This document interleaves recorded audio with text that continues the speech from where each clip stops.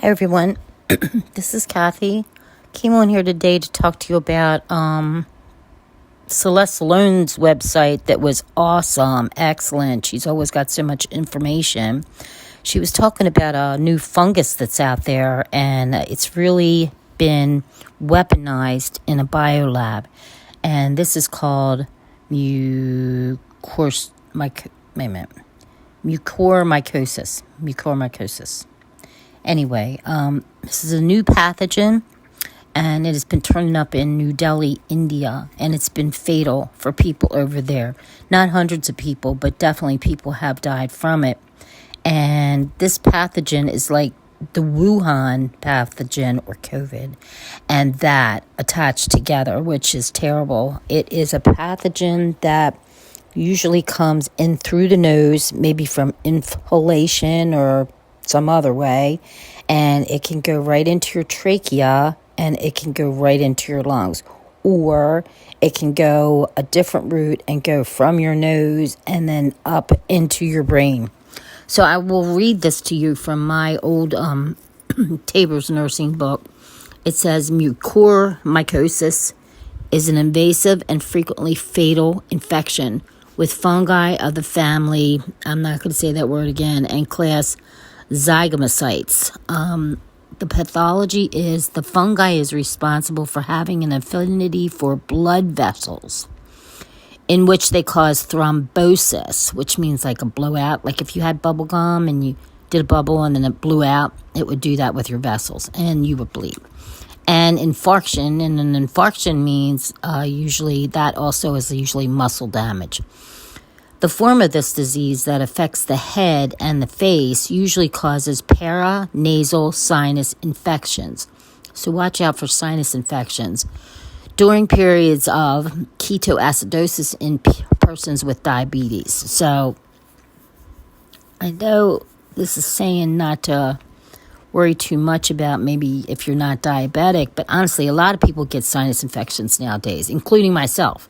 So just watch out for them. The pulmonary form of this disease causes infarcts of the lung. The gastrointestinal form causes mucosal ulcers and gangrene of the stomach.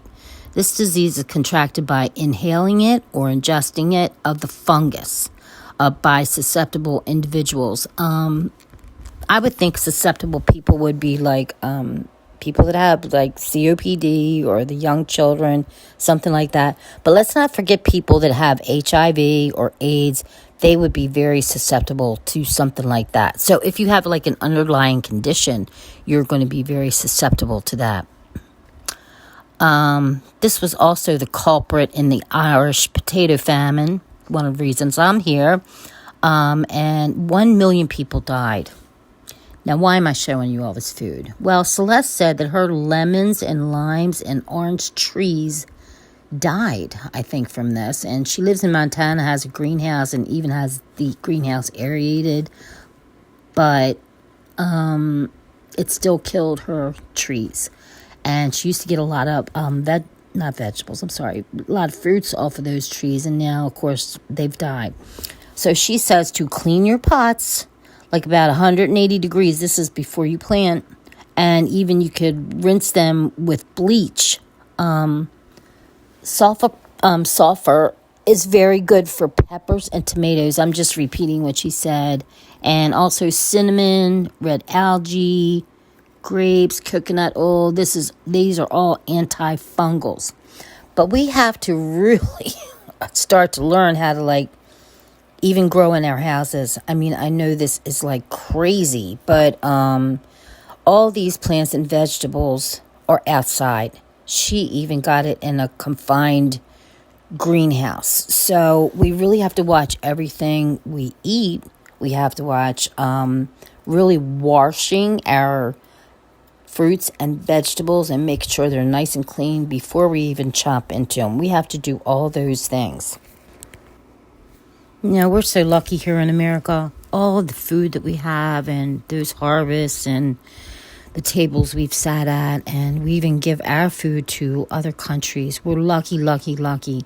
So we really need to take care of our plants And even our animals, like our chickens and our cows and our pigs, all those things, they all eat the same thing, sometimes as we do, so we have to be very careful with them too, because then we also eat that, and the beat goes on. God just put in my head.